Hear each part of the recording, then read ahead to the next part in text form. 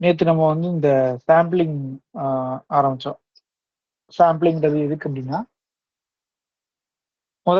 இதை எங்க ஸ்டடி பண்றோம் அப்படின்னா, ஒரு பாப்புலேஷன்ல ஸ்டடி பண்றோம். ஒரு பாப்புலேஷன்ல வந்து என்ன பண்றோம் அப்படின்னா, அந்த பாப்புலேஷன்ல ஏதோ ஒரு விஷயத்த பத்தி பார்க்கணும். இப்போ எக்ஸாம்பிள் ஆவரேஜ் ஹைட் வந்து 9.2 இருக்கு, இந்த 7.5 இருக்கு அப்படின்னு நம்ம சொல்லணும் அப்படின்னா, ஒரு 1,00,000 டேட்டா இருக்கு சரிங்களா? 1,00,000 டேட்டாக்கு அது மாதிரி செக் பண்ணணும் அப்படின்னா, நம்மளால அதை வந்து செக் பண்றதுக்கான பாசிபிலிட்டி கிடையாது. அதனால நம்ம என்ன பண்றோம், அதுல இருந்து ஒரு சின்ன சாம்பிள் எடுத்து அந்த சாம்பிளுக்கு நம்ம ஆவரேஜ் ஹைட் பார்த்துட்டு அதை வச்சு நம்மளால பாப்புலேஷனுக்கு பேச முடியுதா அப்படின்னு செக் பண்றோம். இதுல அந்த சாம்பிளுக்கு கொடுக்கக்கூடிய அந்த இததான் என்ன சொல்றோம் அப்படின்னா ஸ்டாட்டிக் அப்படின்னு சொல்றோம். அதாவது சாம்பிள் மீனை வந்து நம்ம ஸ்டாட்டிக்னு சொல்லலாம். அந்த பாப்புலேஷன் மீனை நம்ம என்ன சொல்றோம் அப்படின்னா பெராமீட்டர். அப்ப சாம்பிளுக்கு பார்க்கக்கூடிய ஒவ்வொரு விஷயத்தையும் நம்ம வந்து ஸ்டாட்டிக் சொல்றோம்.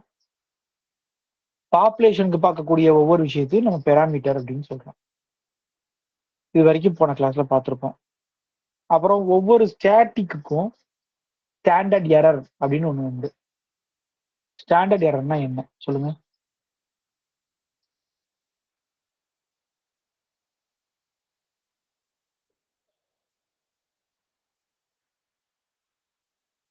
ஸ்டாண்டர்ட் எரர் அப்படின்னா என்ன?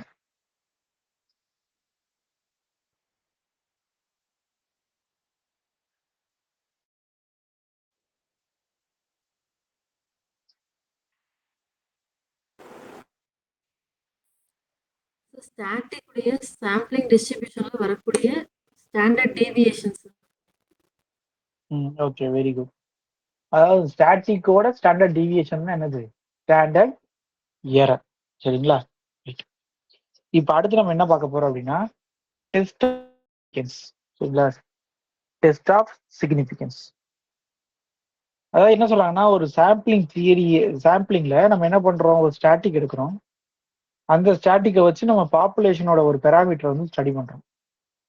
பட் நம்ம பண்ற ஸ்டடி வந்து கரெக்ட் தானா இல்ல தப்பா அப்படின்றது பாக்குறதுக்கு பேர் தான் என்னன்னா டெஸ்ட் ஆஃப் சிக்னிஃபிகன்ஸ்.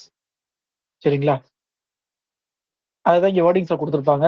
அதை என்னென்ன செக் பண்றாங்க அப்படின்னா the deviation between the observed sample static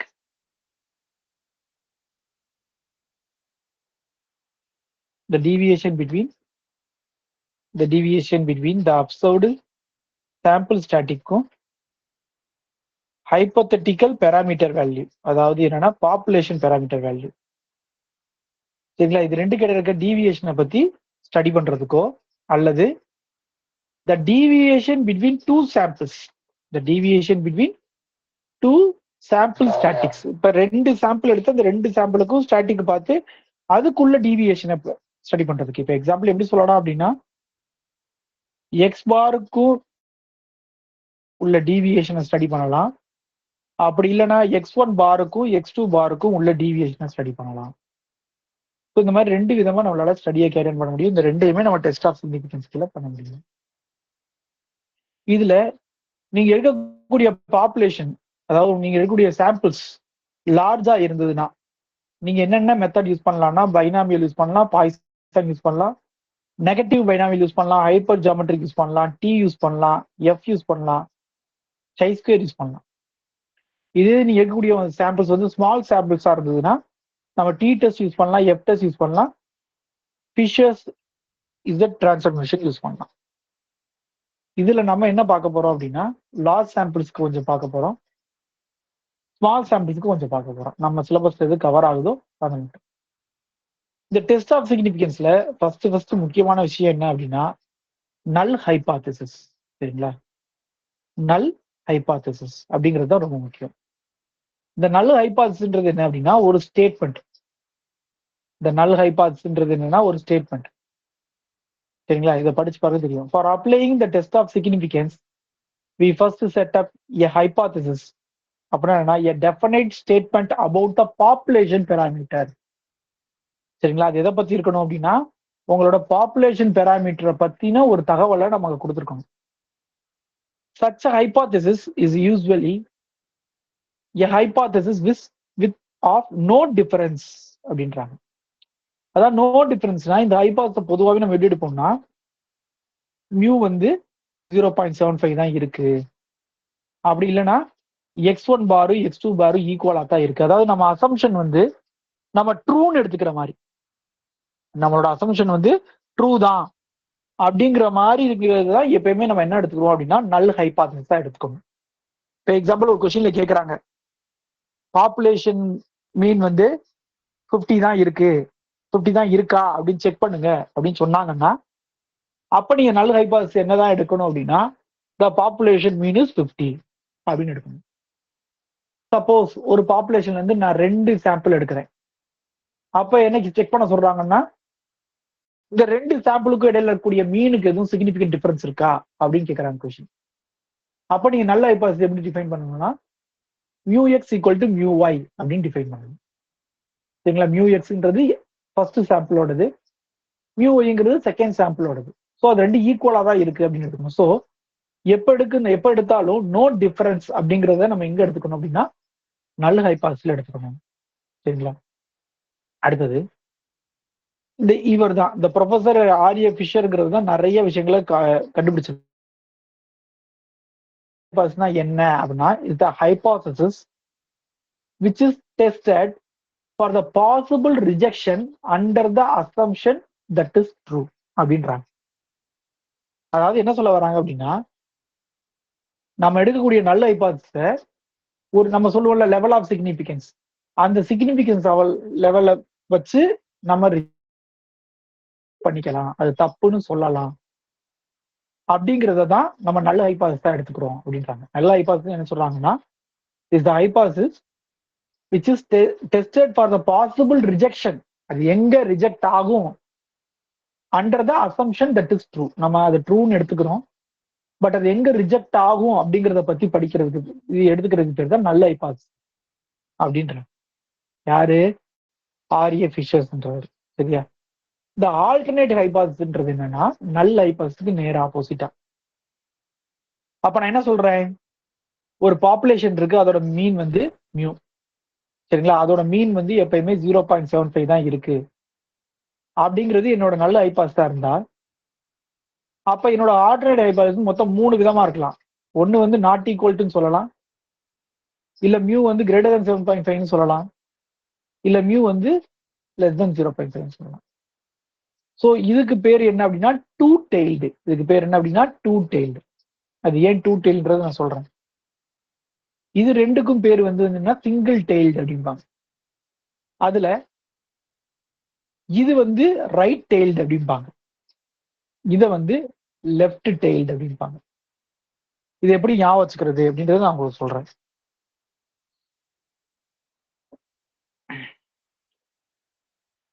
two tailed அதாவது இது எல்லாமே நம்ம நார்மல் டிஸ்ட்ரிபியூஷன் தான் மேக்ஸிமம் படிப்போம். ஸோ அதனால நார்மலை வச்சே நான் சொல்றேன். இப்ப டூ டெய்ல்டு அப்படின்னு சொன்னாங்கன்னா உங்களோட ரிஜெக்ஷன் ஏரியான்னு ஒண்ணு சொல்றாங்க தெரியுதா? அதாவது இந்த வேல்யூ வந்தா நான் என்னோட ஹச் நாட்டை வந்து ரிஜெக்ட் பண்ணுவேன் அப்படிங்கிறத ரிஜெக்ஷன் ஏரியா. ஸோ அந்த ஏரியா வந்து ரெண்டு சைடும் பிரிச்சு கொடுத்தீங்கன்னா அதுக்கு பேர் வந்து two tailed. Example mu equal to 0.75 H naught. அப்ப மியூ நாட் ஈக்குவல் டு 0.75னா மியூ வந்து கிரேட்டராகவும் இருக்கு. அவங்க என்ன சொல்றது, டேபிள் வேல்யூ அந்த மாடல்ஸ் பார்த்து பார்ப்பாங்க. அந்த ரெண்டு இருக்கலான்றதுனால ரெண்டு டெய்ல்டு எடுப்பாங்க. இதே இது இப்ப இதுதான் மியூ நாட்னு வச்சுக்கோங்க.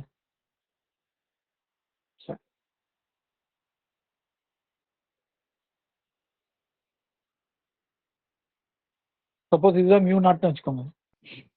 அப்ப மியூ எங்க இருக்கு, இங்க இருக்குன்னு வச்சுக்கோங்க, வலது பக்கம் இருக்கு. சரிங்களா? அதிகமா இருக்கு. அப்ப நம்ம நார்மல் கர்வ் எப்படி போகும் அப்படின்னா இப்படி போகும். அப்ப இந்த மியூ நாட்டுக்கு இது எப்படி ரைட் சைட்ல இருக்கா, அதனால இது வந்து ரைட் டெய்ல்டு. சரிங்களா? அதே போல நம்ம ரிஜெக்ஷன் எடுக்கும் போதும் இந்த ரைட் சைடா எடுப்போம். இதுல ரிஜெக்ஷன் எடுக்கும்போது நம்ம என்ன பண்ணுவோம்னா ரைட் சைடு எடுப்போம். அதே மாதிரி இங்க பாத்தீங்க அப்படின்னா மியூ நாட் இங்க இருக்கு அப்படின்னா மியூ இந்த சைடு இருக்கும். அப்ப நார்மல் கவர் எப்படி இருக்கும்னா இப்படி இருக்கும். அப்ப நீங்க மியூ இது எடுக்கும்போது ரிஜெக்ஷன் எடுக்கும்போது இந்த சைடு இருக்கும். சரிங்களா? ஸோ இதை வச்சுதான் நம்ம என்ன சொல்றோம் அப்படின்னா இந்த ஆல்டர்னேட் ஹைபாதசிஸ்ல மொத்தம் 2 இருக்கு. ஒன்னு 2 டெயில், இன்னொன்னு சிங்கிள் டெயில். சிங்கிள் டெயில்ல 2 இருக்கு, right tail and left tail. சரிங்களா?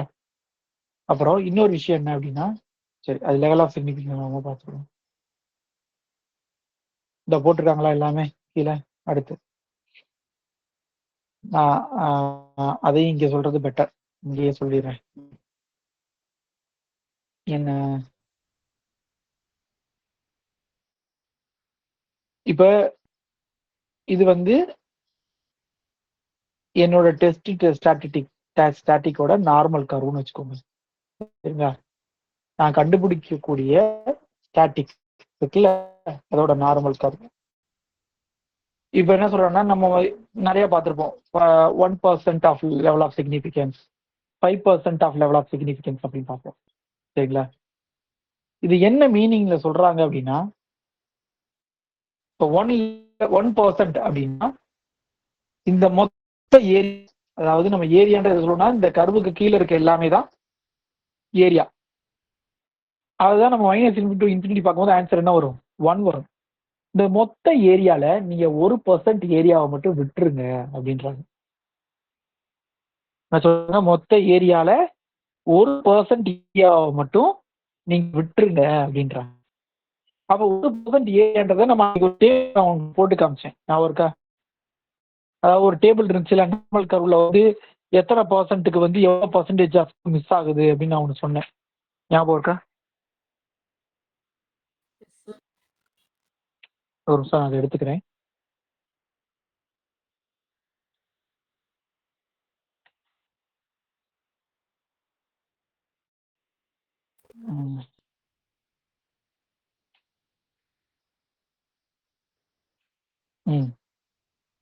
அதாவது 99%க்கு வந்து என்ன சொல்றாங்கன்னா 2.58ன்றாங்க. இதை 1% சிக்னிஃபிகன்ட் லெவல்னு சொல்றோம்ல, 90% வந்து இசட்டோட வேல்யூ என்ன சொல்றாங்கன்னா பிளஸ் ஆர் மைனஸ் 2.58ன்றாங்க. அப்ப என்ன மீனிங் அப்படின்னா, -2.58ல இருந்து +2.58 வரைக்கும் இருக்கக்கூடிய மொத்த ஏரியாவோட பர்சன்டேஜ் வந்து 99%. அப்ப ரிமைனிங் இருக்க இதுதான் 1%. புரியுதா? நமக்கு எப்பவுமே இந்த 1%, அப்ப இந்த 1%, 5% எல்லாம் ஏன் சொல்றாங்க அப்படிங்கறத சொல்றேன். இப்ப ஒரு கம்பெனில ஒரு ப்ராடக்ட் எதுவும் ரெடி பண்றாங்கன்னு வச்சுக்கோங்களேன், அதை டெஸ்ட் பண்ணுவாங்க. சரிங்களா? அந்த ப்ராடக்ட் என்ன பண்ணுவாங்க? டெஸ்ட் பண்ணுவாங்க. டெஸ்ட் பண்ணும்போது சில இடங்கள் 2 தப்பு வந்தாலும் பரவாயில்ல போகட்டும் அப்படின்னு சொல்லுவோம் தெரியுமா? சொல்லுவோம்ல, ஒரு பண்றோம், ஏதோ ஒண்ணு தப்பா இருக்கு அப்படின்னு, சரி இந்த எல்லாமே கரெக்டா தான் இருக்கு, நீங்க போங்க போங்க அப்படிம்போம்ல, அதுதான் லெவல் ஆஃப் சிக்னிஃபிகன்ஸ். ஸ்கிரீன் கட்டாயி வருதோ? ஆமா சார்.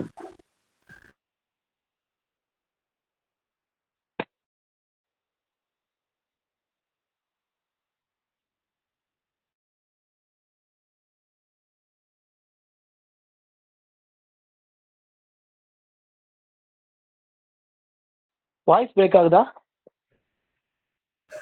ஆமா சார்.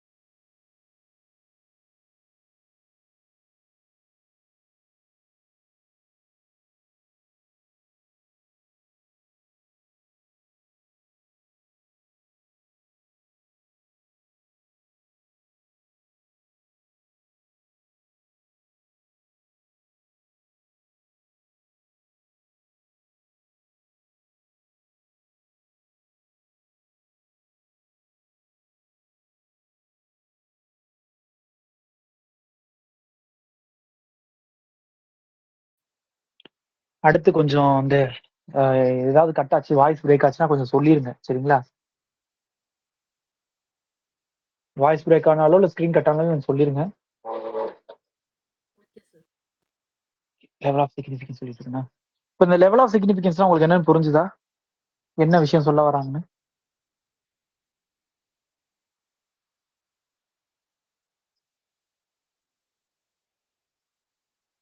அதாவது லெவல் ஆஃப் சிக்னிஃபிகன்ஸ் என்ன சொல்றேன் அப்படின்னா, ஒரு 100 ப்ராடக்ட் செக் பண்றோம். செக் பண்ணும்போது இவ்வளவு வரைக்கும் அக்செப்ட் பண்ணிக்கலாம், இதுக்கு மேலாம் அக்செப்ட் பண்ண முடியாது அப்படின்னு ஒண்ணு இருக்குல்ல, சரிங்களா? அதுதான் இந்த லெவல் ஆஃப் சிக்னிஃபிகன்ஸ். இப்போ 1%னா 99% அக்செப்ட் பண்ணிக்கலாம். ஆனா அந்த 1% நம்மளால என்ன பண்ண முடியாது, அக்செப்ட் பண்ண முடியாது. சரிங்களா? அதுக்கு இன்னொரு விஷயம் எப்படி சொல்லுவாங்க அப்படின்னா,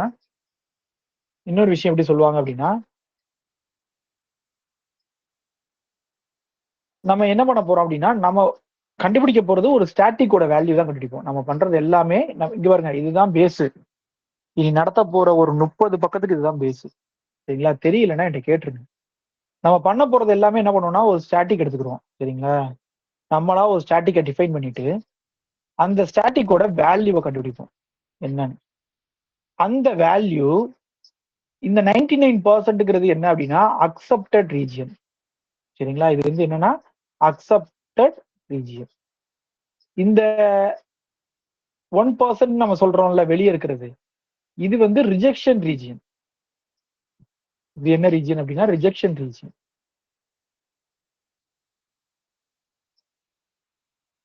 இது வந்து ரிஜெக்ஷன் ரீஜியன். இப்போ நான் வேல்யூ கண்டுபிடிக்கிறேன். சரிங்களா? எக்ஸாம்பிள் ஏதோ ஒரு எக்ஸ் பாரோட வேல்யூ கண்டுபிடிக்கிறேன்னு வச்சுக்கோ. ஏதோ ஒன்று நம்ம அடுத்து நான் அது என்னன்னு சொல்றேன். நிறைய டெஸ்ட் போடுவோம், டி டெஸ்ட், எஃப் டெஸ்ட் அப்படின்னு நிறைய போடுவோம். ஆனா எல்லாத்துக்கும் ஒரே மீனிங் தான். அப்ப அந்த ஸ்டாட்டிக்கோட வேல்யூ சப்போஸ் ஒரு 2.59 வந்துச்சுன்னு வச்சுக்கோங்களேன். அப்ப நீங்க என்ன பண்ணணும்னா உங்களோட ஹச் நாட்டை ரிஜெக்ட் பண்ணணும். அதே இது உங்க எக்ஸ் பாரோட வேல்யூ வந்து 2.57 வந்துச்சுன்னா நீங்க உங்க ஹச் நாட்டை வந்து அக்செப்ட் பண்ணணும். புரியுதா? இந்த 1 லெவல் ஆஃப் சிக்னிபிகன்ஸ் வந்துட்டு அதோட மீனிங் இதுதான். என்ன அப்படின்னா மீதி 99% நீங்க அக்செப்ட் பண்ணிக்கலாம், அந்த 1%ல வந்தா நீங்க ரிஜெக்ட் பண்ணணும். புரியுதா? புரிஞ்சவங்க தம்ஸ் அப் போடுங்க. ஓகே. இப்ப நான் 2 சைடுமே எடுத்திருக்கேனா? இப்ப இந்த 2 சைடு எடுக்கும்போது இது என்ன மீனிங் அப்படின்னா அந்த 1%ல இங்க 0.5% இருக்கும், இங்க 0.5% இருக்கும். இதே இது இப்ப நான் ரைட் டெய்ல்டுன்னு நினைச்சேன்னு வச்சுக்கோங்களேன். இதே கொஸ்டினுக்கு சேம் கொஸ்டின், இதே மாதிரி ஒரு கொஸ்டினுக்கு நான் ரைட் டெய்ல்டு எடுத்தேன்னு வச்சுக்கோங்களேன். ரைட் டெய்ல்டு எடுத்தா என்ன ஆகும் அப்படின்னா இந்த 2.58ங்கிறது என்னவா மாறும் அப்படின்னா 2.3 மாறும். என்னவா மாறுதா? 2.3 மாறும். ரைட் சைடு இருக்கக்கூடிய ரீஜியனை மட்டும் தான் எடுப்பேன். ஸோ இங்க இது மொத்தமா 1% இருக்கும்.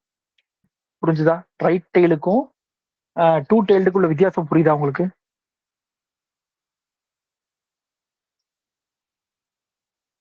அப்ப இங்க இது 99% ஆஃப் அக்செப்டன்ஸ்ல வந்துடும்.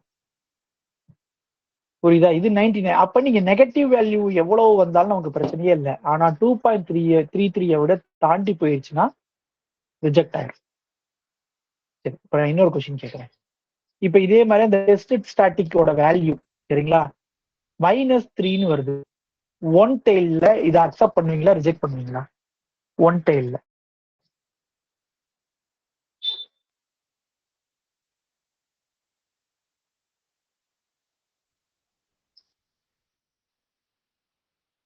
1 டெய்ல்ல -3ங்கிறத 1% ஆஃப் சிக்னிபிகன்ட் லெவல்ல அக்செப்ட் பண்ணுவீங்களா, ரிஜெக்ட் பண்ணுவீங்களா?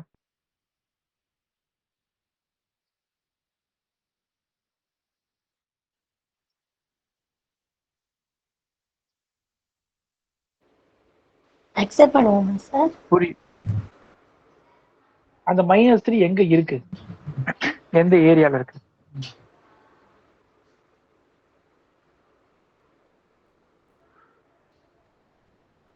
அந்த டயக்ராம்ல எங்க இருக்கு? மேல வரைஞ்ச ஃபர்ஸ்ட் டயக்ராம்ல -3ங்கிறது எங்க இருக்கு? கோகிலா மேம் ஏதோ சொல்ல வரீங்கன்னு தெரியுது. மேம் 2 இல்ல சார் அந்த -2.5 இருக்கு அந்த சைடு தானே சார் -3 இருக்கும். ரைட்டா மேம்? லெஃப்ட் சைடு இருக்கணுமா ரைட் சைடு இருக்கணுமா -2.58? லெஃப்ட் சைடு தானே சார்? ஓகே, அப்ப லெஃப்ட் சைடு தான் இருக்கணும். லெஃப்ட் சைடு இருந்தா அது எந்த ரீஜியன்ல இருக்கு?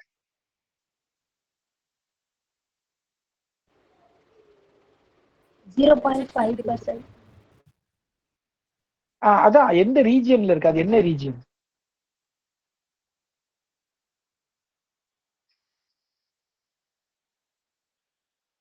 அக்செப்டட் ரீஜியன்ல இருக்கா இல்ல ரிஜெக்ஷன் ரீஜியன்ல இருக்கான்னு கேக்குறேன். ரிஜெக்டட் ரீஜன்ல இருக்கு சார். ரிஜெக்டட் ரீஜியன்ல இருக்கு. அப்ப நீங்க அக்செப்ட் பண்ணுவீங்களா ரிஜெக்ட் பண்ணுவீங்களா? நல்லா இப்ப சார்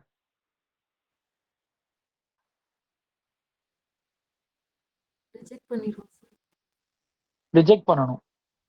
சரிங்களா? அப்ப ரிஜெக்ட் பண்றதுன்னா என்ன மீனிங் அப்படின்னா, சப்போஸ் நான் வந்து என்னோட நல்ல ஹைபாத்ஸை வந்து h0 μ 0.7 கொடுத்துட்டு h1 வந்து நான் μ ≠ 0.7 கொடுக்குறேன். சரிங்களா? உங்களோட டெஸ்ட் ஸ்டாட்டிக் வேல்யூ பாக்குறேன் -3 வருது. அப்ப -3ங்கிறது உங்களுக்கு ரிஜெக்ஷன் ரீஜியன்ல இருக்கு. அப்ப h0 வந்து ரிஜெக்ட் பண்ணிட்டு h1 வந்து நம்ம அக்செப்ட் பண்ணிடணும். அப்ப h1 அக்செப்ட் பண்ணா கடைசி கன்க்ளூஷன் என்ன கொடுக்கணும்னா, the பாப்புலேஷனோட மீன் வந்து 0.7 இல்ல அப்படின்றத நம்ம சொல்லலாம். there is a significant difference of the population mean அப்படின்ற வேர்டை மென்ஷன் பண்ணணும். புரியுதா? அதாவது அதாவது என்ன, நம்ம h0 எடுக்கும்போது என்ன எடுக்கிறோம்? there is no significant difference எடுக்கிறோம். நான் முதல்ல சொன்னேன் நோ டிஃபரன்ஸ் எடுக்கணும்னு. அப்ப h0 ஃபெயில் ஆச்சுன்னா h1 நீங்க என்ன மென்ஷன் பண்ணணும்? there is a significant difference in the population mean அப்படின்னு சொல்லணும். புரியுதா?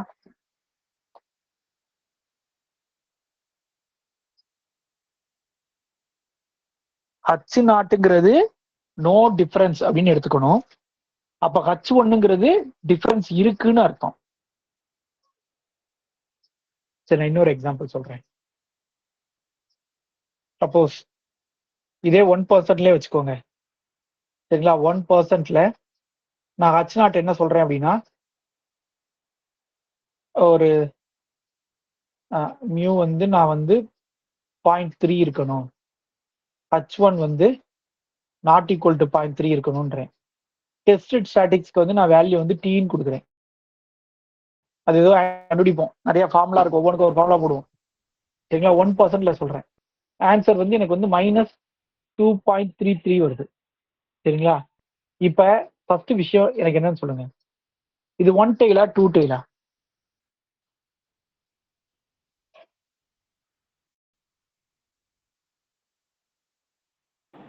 டூ டெய்லுங்க சார்.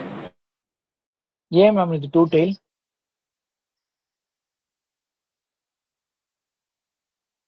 h1 வந்து நாட் ஈக்குவல் டுன்னு எடுத்திருக்கிறதுனால டூ டெய்லுங்க சார். அப்ப எப்படி எடுத்தா 1 டெய்ல் மேம்? h1 வந்து மியூ கிரேட்டர் தென் 0.3 இல்ல லெஸ் தென் 0.3 எடுத்தா 1 டெய்லுங்க சார். இது எத்தனை பேத்துக்கு புரிஞ்சுது?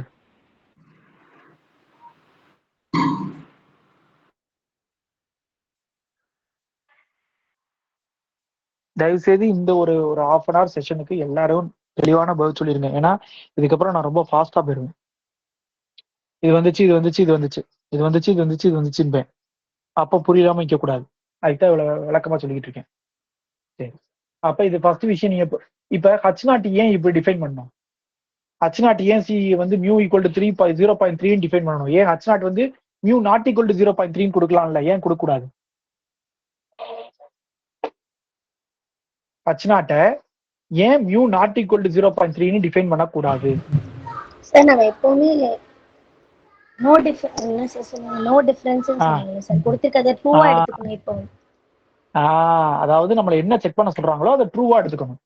அதாவது நோ டிஃபரன்ஸ்ன்றதான் எப்பயுமே இருக்கணும். சப்போஸ் கொஸ்டின்ல வந்து டிஃபரன்ஸ் இருக்குன்னு ப்ரூவ் பண்ணுங்கன்னு சொன்னாலும் நம்ம h0 என்னதான் எடுக்கணும்? எப்பயுமே நோ டிஃபரன்ஸ் அப்படின்னு தான் எடுக்கணும். சில நேரம் சொல்லுவாங்க, ஒரு ஒரு ஒரு ஒரு பெரிய காலனி, அதுல கோதுமை சாப்பிட்றவங்களையும் ரைஸ் சாப்பிட்றவங்களையும் கம்பேர் பண்ணுங்க.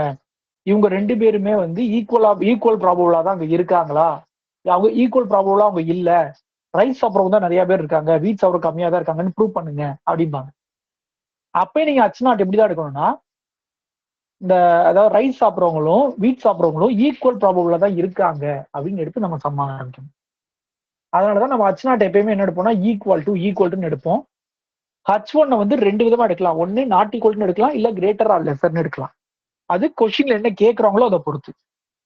இப்போ கொஸ்டின்ல வந்து கிரேட்டர்னு ப்ரூவ் பண்ணுங்க அப்படின்னு சொன்னாங்கன்னா, அப்ப நீங்க அதை வந்து மியூ வந்து கிரேட்டர் than 0.3 அப்படின்னு எடுக்கணும். அல்லது கிரேட்டரா இருக்குமா செக் பண்ணுங்க. நான் சொல்றது புரியுதா உங்களுக்கு? இல்ல லெசரா இருக்குமா செக் பண்ணுங்க அப்படின்ற போது தான் நம்ம 1 டெயில் போகணும். மற்றபடி நம்ம 2 டெயில் தான் போகணும். புரிஞ்சுதா?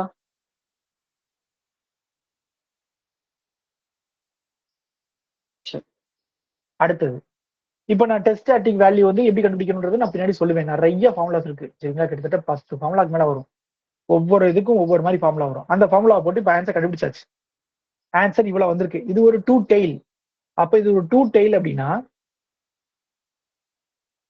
இப்ப நம்ம பேசுறப்ப நார்மலுக்கு பேசுறேன். இதே மாதிரி அடுத்து டீக்கு பேசுவோம். அது நான் டீ வரும்போது சொல்றேன். அப்ப 1% சரிங்களா, 1%ங்கிறது 2 டெயில்ல என்ன வேல்யூ சரிங்களா, சிங்கிள் டெயில்ல என்ன வேல்யூன்னு நான் சொல்லிடுறேன் ஃபர்ஸ்ட். அதுல சரிங்களா, 2 டெயில்ல 1%க்கு என்ன வேல்யூ அப்படின்னா 2.58 சரிங்களா. இசட்டோட வேல்யூ 2.58. 2.58னா என்ன அர்த்தம்னா -2.58ல இருந்து +2.58 வரைக்கும் எத்தனை பர்சன்ட் வந்து இந்த கர்வு உள்ள வச்சிருக்கும்? 99% உள்ள. 99% உள்ள வச்சிருக்கும். எவ்வளவு பர்சன்ட் வெளியே விட்டுருக்கும்?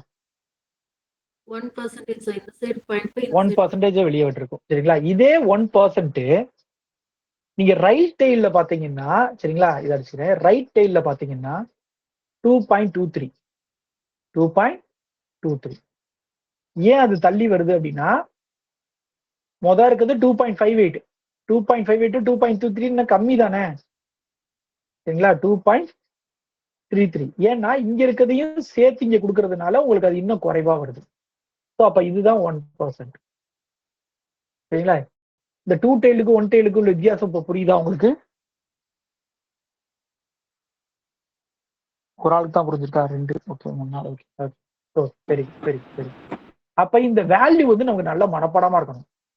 1%க்கு சிங்கிள் டெயில் என்ன வரும், 2 டெயில் என்ன வரும். அதே மாதிரி 5%க்கு நம்ம 1% 5% தான் மேக்ஸிமம் பார்ப்போம். 5%க்கு வந்து 1.96 இங்க, 1.645 இங்க. சரியா? இது ரைட். இதே லெஃப்ட் டெயில்னா இப்ப என்ன சொல்லுவீங்க? -2.33 -1.645.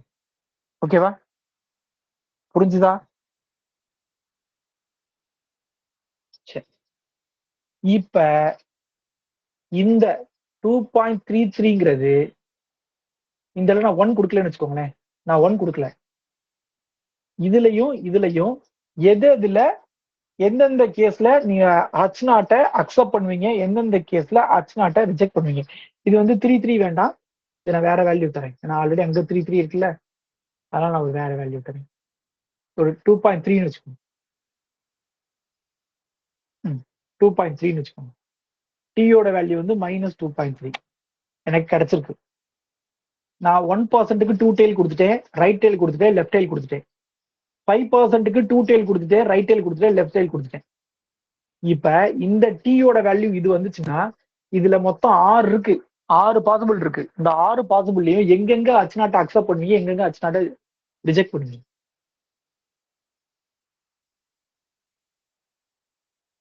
மொதல் 1% 2 டெயில் அக்செப்டா ரிஜெக்டா?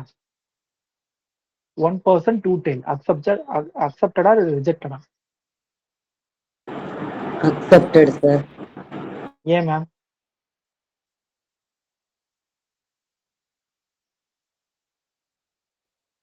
-2.3 வந்து இந்த அக்செப்டட் ரீஜனுக்குள்ள தான் சார் இருக்கும். Okay very good. ஓகே சரி, அப்ப 5%ல அக்செப்டடா ரிஜெக்டடா? 5%ல அக்செப்டடா ரிஜெக்டடா? Rejected. Rejected. Very good, super. எத்தனை பேருக்கு இது புரிஞ்சுது இந்த ரெண்டு இதுக்கும்? ஓகே, யாரோ ஒரு ஆள் மட்டும். ஓகே, எல்லாருக்கும் புரிஞ்சிருச்சு. சரி, இதே -2.3 சரிங்களா? 2.3 ரைட் டெயில்ல அக்செப்டடா ரிஜெக்டடா? ரைட் டெயில்ல 1% ரைட் டெயில்ல அக்செப்டடா ரிஜெக்டடா?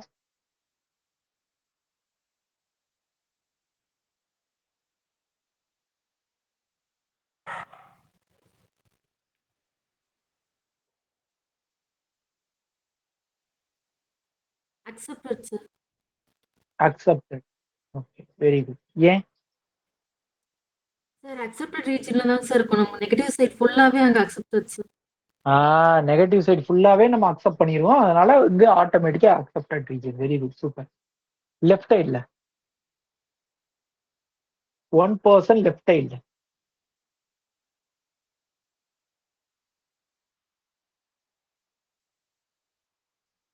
1% லெஃப்ட் சைடு.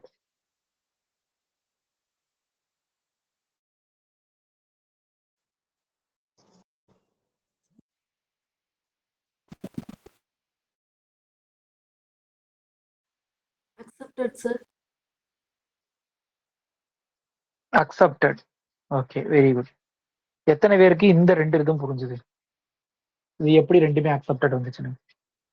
ஓகே, எல்லாருமே ஓரளவுக்கு புரிஞ்சிருச்சு. Very good. ரைட். அடுத்து 5%ல -2.3 ரைட் டெயில்ல அக்செப்டடா ரிஜெக்டடா? ரைட் டெயில்ல 5% right tailed.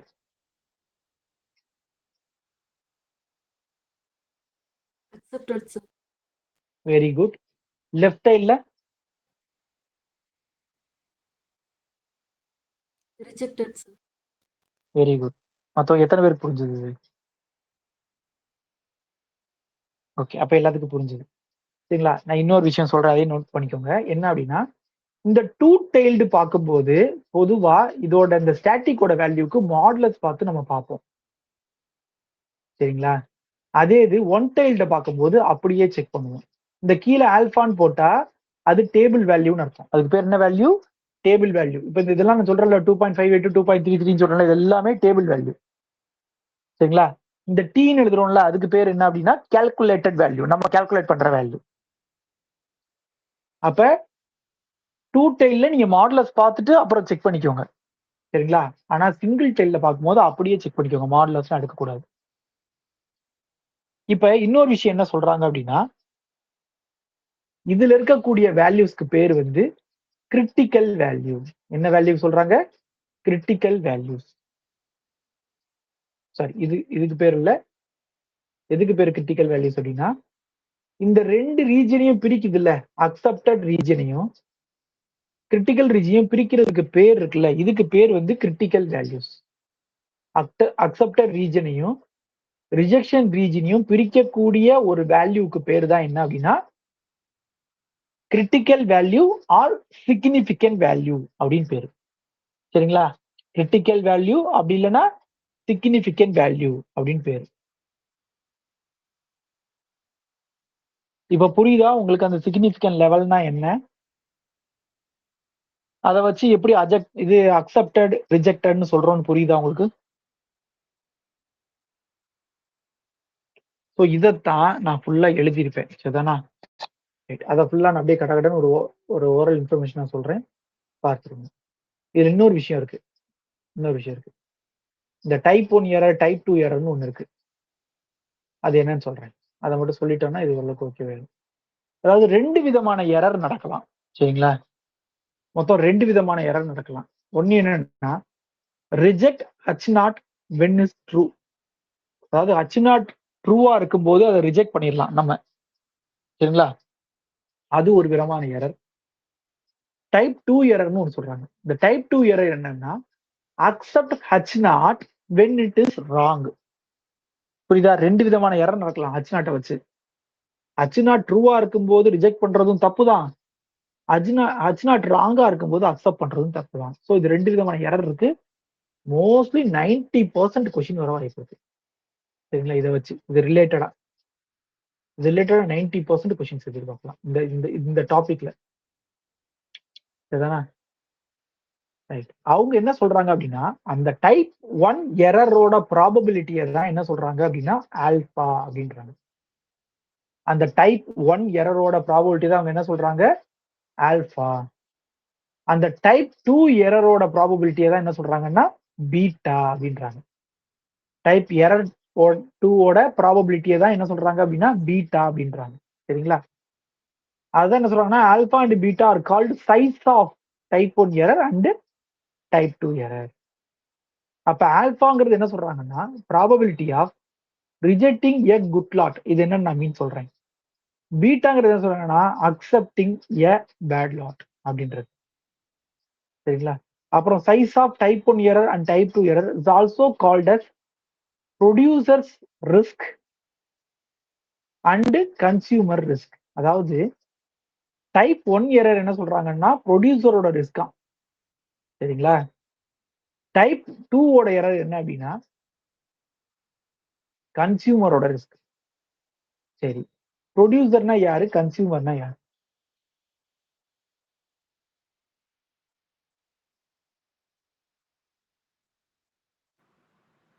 Product product manufacture பண்றவங்க பண்றவங்க வந்து ப்ரொடியூசர். Producers sir. சரி சரி வாங்குறவங்க கன்சியூமர்ஸ். ஓகே, வாங்குறவங்க கன்சியூமர். இப்ப ஒரு ஒரு பெரிய கம்பெனி இருக்கு. சரிங்களா? அதுல டெய்லி வந்து நிறைய குட்ஸ் தயாரிக்கிறாங்க. அப்ப அதை டெஸ்ட் பண்ண ஒரு குவாலிட்டி மேனேஜர் ஒருத்தவங்க இருப்பாங்களா? அவங்க என்ன பண்ணுவாங்க, மொத்த இதையும் எடுத்து செக் பண்ண முடியாது. அப்போ ஒரு குறிப்பிட்ட சாம்பிள் எடுத்து செக் பண்ணுவாங்க. அங்க இருந்தா இந்த சாம்பிளிங் டிஸ்ட்ரிபியூஷனே ஆரம்பிக்குது பொதுவா. அப்ப டெஸ்ட் பண்றாங்க. அப்படி டெஸ்ட் பண்ணும்போது என்ன பண்றாங்கன்னா, சரிங்களா, ஒரு நல்லா இருக்கக்கூடிய ஒரு ப்ராடக்ட்டை அவங்க ரிஜெக்ட் பண்றாங்க. மீனிங் புரியுதான்னு பாருங்க. நல்லா இருக்கக்கூடிய ஒரு ஒரு ப்ராடக்ட்டை அவங்க வந்து ரிஜெக்ட் பண்றாங்க. அதாவது H0 வந்து ட்ரூவா இருக்கும்போது ரிஜெக்ட் பண்றாங்க. அப்ப அது யாருக்கு பிரச்சனை? நல்லா இருக்கதை ரிஜெக்ட் பண்ணா யாருக்கு பிரச்சனை? அது ப்ரொடியூசர்ஸ்க்கு சார். ப்ரொடியூசருக்கு தான் பிரச்சனை. ஏன்னா ஒரு நல்லா இருக்க பொருளை வந்து அவன் நல்லா இல்லைன்னு சொல்லி டெஸ்ட் கண்ட்ரோல் சிஸ்டம் வந்து அது வேணான்றான். சரிங்களா? அப்ப அது ப்ரொடியூசருக்கு தான் ரிஸ்க். இதே மாதிரிதான் ஒரு பெரிய கம்பெனில ஒரு ப்ராடக்ட் நிறைய ரெடி பண்றாங்க. அப்ப ஒரு தப்பான பொருளை டெஸ்ட் பண்ணும்போது அவங்க என்ன சொல்றாங்க, நல்லா தான் இருக்கு அப்படின்னு எடுத்து வச்சிடுறாங்க. அப்ப அது யாருக்கு ரிஸ்கா போகும்? கன்சியூமர்ஸ்க்கு சார். வாங்குறவங்களுக்கு தான் அது ரிஸ்கா. சரிங்களா? அதைத்தான் என்ன சொல்றாங்கன்னா H0 ராங்கா இருக்கும்போது அக்செப்ட் பண்றது. ஸோ இதை வச்சு கொஸ்டின் ஃப்ரேம் பண்ண அதிக வாய்ப்பு இருக்கு. Producer risk, consumer risk. Producer ரிஸ்க்னா டைப் 1 எரரோட ப்ராபபிலிட்டி, கன்சியூமர் ரிஸ்க்னா டைப் 2 எரரோட ப்ராபபிலிட்டி, ப்ரொடியூசர் ரிஸ்க்னா rejecting a good lot, consumer ரிஸ்க்னா அக்செப்டிங் எ பேட் லாட். இது எல்லாத்துக்கும் புரிஞ்சுதா?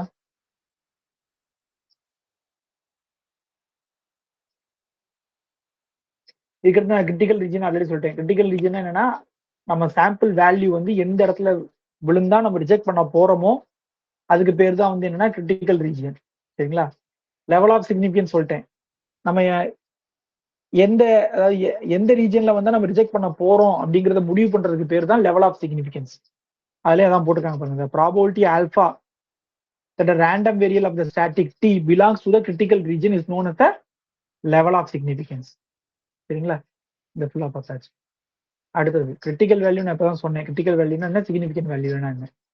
அது எதை பொறுத்து அமையும்னா ரெண்டு இதை பொறுத்து. ஒன்னு லெவல் ஆஃப் சிக்னிஃபிகன்ஸை பொறுத்து, இன்னொன்னு என்ன வகையான ஹைபாத்ஸ் யூஸ் பண்றோம் அப்படின்றத பொறுத்து. புரியுதா? இந்த கிரிட்டிக்கல் வேல்யூனா எதுன்னு சொன்னேன் ஞாபகம் இருக்கா? கிரிட்டிக்கல் வேல்யூனா என்ன? அக்செப்டட் ரீஜனையும் ரிஜெக்டட் ரீஜனையும் பிரிக்கக்கூடிய அந்த வேல்யூ. அப்ப அந்த வேல்யூ எதை பொறுத்து அமைய போகிறது அப்படின்னா, நீங்க லெவல் ஆஃப் சிக்னிஃபிகன்ஸ் என்ன டிசைட் பண்றீங்கன்றத பொறுத்தும், நீங்க 2 டெயில் யூஸ் பண்ண போறீங்களா இல்ல 1 டெயில் யூஸ் பண்ண போறீங்களா அப்படிங்கறத பொறுத்து தான் அந்த கிரிட்டிக்கல் வேல்யூ முடிவாகும். கரெக்ட் தானே?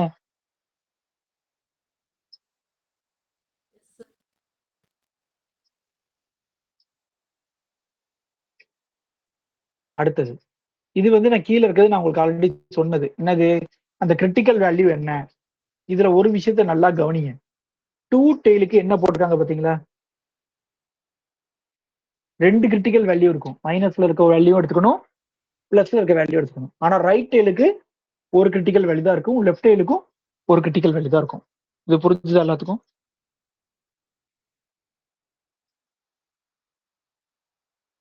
Okay, super. அடுத்து இப்பதான் நம்ம ப்ரொசீஜருக்கு வரோம். Procedure for testing of hypothesis. அப்ப ஃபர்ஸ்ட் என்ன பண்ணணும்? நல்ல ஹைபாத்தசிஸ் எழுதணும். அடுத்து அதுக்கான ஆல்டர்னேட் ஹைபாத்தசிஸ் எழுதணும். அப்ப ஆல்டர்னேட் ஹைபாத்தசிஸ் எழுதணும்னே உங்களுக்கு தெரிஞ்சிடும் அது வந்து 1 டெய்லா 2 டெய்லான்னு. அப்ப மூணாவது என்ன பண்ணணும் அப்படின்னா லெவல் ஆஃப் சிக்னிபிகன்ஸ் என்ன அப்படின்னு செட் பண்ணணும். நாலாவது டெஸ்ட் ஸ்டாட்டிக்கை வந்து டிஃபைன் பண்ணணும். அஞ்சாவது கன்க்ளூஷன் சொல்லணும். கன்க்ளூஷன் என்னது?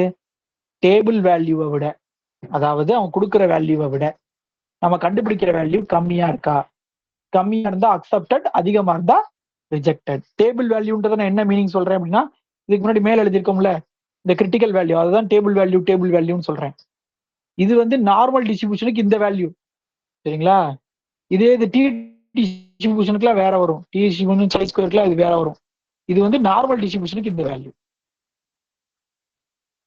அதுக்கு தான் நமக்கு வந்து என்ன பண்ணிப்பாங்கன்னா ஸ்டாட்டிஸ்டிக்ஸ்ல பின்னாடி டேபிள் கொடுத்துருப்பாங்க, டிகிரிஸ் ஆஃப் ஃப்ரீடம். அதெல்லாம் அங்க வரும்போது நான் சொல்றேன், சரிங்களா?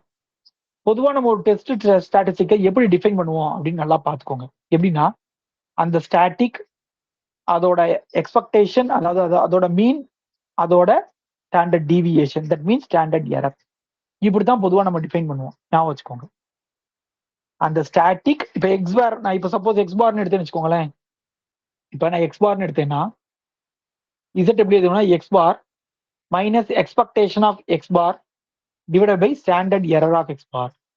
புரியுதா என்ன சொல்ல வரேன்னு? புரிஞ்சுதா? அப்ப நமக்கு முன்னாடியே தெரியும் எக்ஸ்பெக்டேஷன் ஆஃப் எக்ஸ் பார் என்னன்னு நம்ம கண்டுபிடிச்சிருப்போம். என்ன கண்டுபிடிச்சிருப்போம்னா அதை மியூன்னு சொல்லியிருப்போம். இதோட ஸ்டாண்டர்ட் எரருக்கு அந்த டேபிள்ல பார்த்திருப்போம். ஞாபகம் இருக்கா? இப்ப தெரியுதா அந்த டேபிள் ஏன் தேவைப்படுதுன்னு? Sigma by root 10. ஞாபகம் இருக்கா அந்த டேபிள்? நான் ரையா எழுதினோம்ல, அது ஏன் இப்ப தேவைப்படுதுன்னு புரியுதா? இப்ப அடுத்து நான் சொன்ன மாதிரி 2 டெய்லா இருக்கும்போது நமக்கு மாடலஸ் ஆஃப் இசட் நம்ம கண்டுபிடிச்ச வேல்யூ, இது வந்து டேபிள் வேல்யூ. நம்ம கண்டுபிடிச்ச வேல்யூ டேபிள் வேல்யூ இருந்துச்சுன்னா H0 வந்து அக்செப்ட் பண்ணணும். இதெல்லாம் நான் உங்களுக்கு சொல்லி கொடுத்துட்டேன் ஆல்ரெடி. இதே கிரேட்டர் தானா இருந்தா ரிஜெக்ட் பண்ணணும், ஏன்னா அது வந்து உங்களோட ரிஜெக்ஷன் பார்ட்ல வந்து நிற்கும், சரிங்களா? இப்பதான் நம்ம என்ன பண்ண போறோம் அப்படின்னா test of significance of large samples. அப்ப எப்போ வந்து ஒரு சாம்பிள் லார்ஜ் சாம்பிள் அப்படின்னு சொல்வீங்க அப்படின்னா இந்த சாம்பிள் சைஸ் வந்து n வந்து greater than or equal to 13 சில புக்ல கொடுத்துருக்காங்க, சில புக்ல n ஸ்ட்ரிக்ட்லி கிரேட்டர் than 13 கொடுத்துருக்காங்க, சரிங்களா? ஆனா இந்த புக்ல ஸ்ட்ரிக்ட்லி கிரேட்டர் than 30 இருக்கனால அதையே ஃபாலோ பண்ணிக்கலாம். இது சாம்பிள் சைஸ் நல்லா வச்சுக்கோங்க. சாம்பிள் சைஸ் வந்து 30 விட அதிகமா இருந்தா அது பேர் லார்ஜ் சாம்பிள், சரிங்களா? இந்த லார்ஜ் சாம்பிள்ல என்ன மெத்தட் நம்ம ஃபாலோ பண்ண போறோம்? நார்மல் டெஸ்ட்டுக்கு என்ன டெஸ்ட்? நார்மல் டெஸ்ட்டுக்கு என்னென்ன மெத்தட்? ஃபர்ஸ்ட் முன்னாடி சொன்னதுதான், பட் இங்க இந்த 3ன்னு ஒரு வேல்யூ கொடுத்துருக்காங்க. அது ஏன் கொடுத்துருக்காங்க யாருக்காவது தெரியுமா? ஏன் 3யை விட அதிகமா இருந்தா ரிஜெக்ட் பண்ணிடுங்க, 3யை விட கம்மியா இருந்தா அதுக்கப்புறம் நீங்க சிக்னிபிகன்ட் ஆஃப் டெஸ்ட்டை பாருங்க அப்படின்றாங்க. ஏன் யாருக்காவது தெரியுமா? நான் சொல்லி ஏன்னா அது 99.97% வந்து ஏரியாவை accepted region. சூப்பர். அதாவது நமக்கு அதுல 1% விட கம்மியா தான் இருக்கும் சிக்னிபிகன்ட் லெவல். ஆனா பொதுவாக சிக்னிபிகன்ட் லெவல் என்ன எடுப்போம்? மினிமம் அட்லீஸ்ட் 1ஆவது எடுப்போம், சரிங்களா? அதனால எப்பயுமே நார்மல் டெஸ்ட் வச்சு பண்ணும்போது கிரேட்டர் than 3 மாடுலஸ் வேல்யூ, அதாவது 1 3 விட பெருசு அல்லது -3 விட சின்னது அப்படின்னு கிடைச்சா கண்ணை மூடிட்டு H0 ரிஜெக்ட்னு போட்டுடலாம். சப்போஸ் 3யோ இல்ல 3யை விட கம்மியா வந்தா தான் நம்ம என்ன லெவல் ஆஃப் சிக்னிபிகன்ஸ்ன்றதையே பார்க்கணும். 1%, 5%, பார்த்து அப்புறம் அது 1 டெய்லா 2 டெய்லான்னு பார்த்து நம்ம இந்த வேலையெல்லாம் பார்க்கணும்.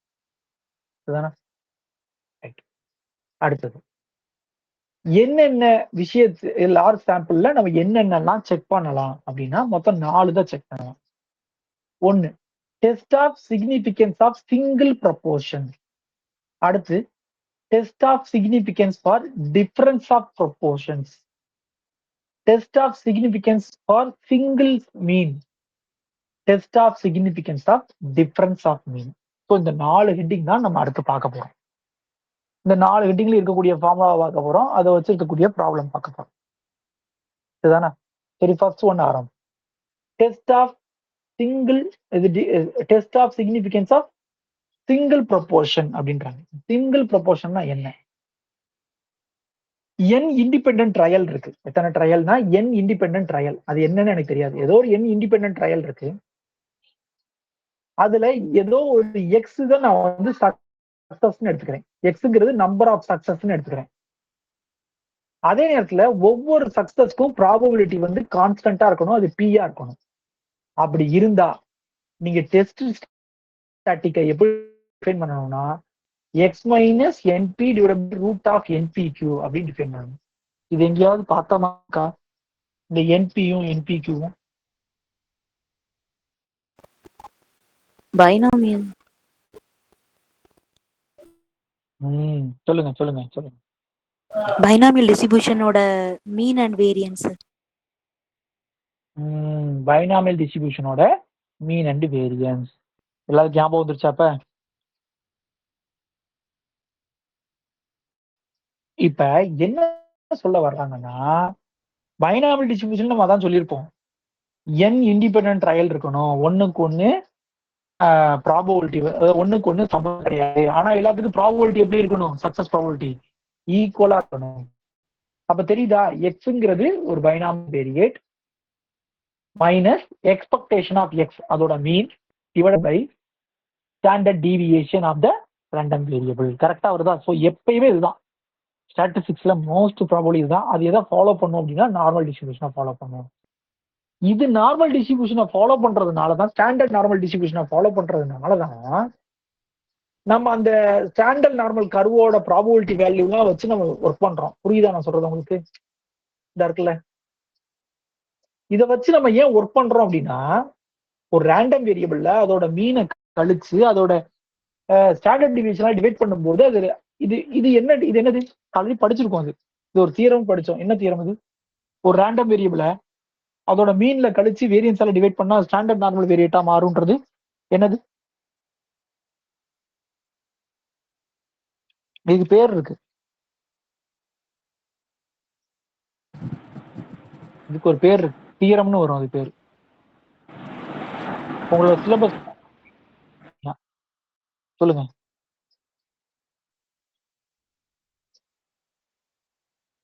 உங்க சிலபஸ்ல அதுக்கு ஒரு தனி நேமாவே கொடுத்துருப்பாங்க. சொல்லி கொடுத்துருக்கேன். சென்ட்ரல் லிமிட் தியரம் ஞாபகம் இருக்கா?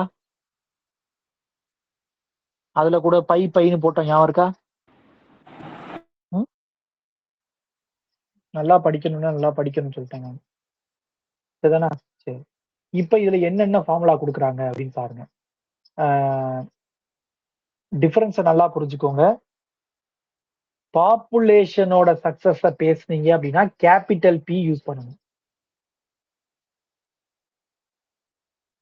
பாப்புலேஷனோட சக்சஸ பேசுனீங்க அப்படின்னா கேபிட்டல் பி.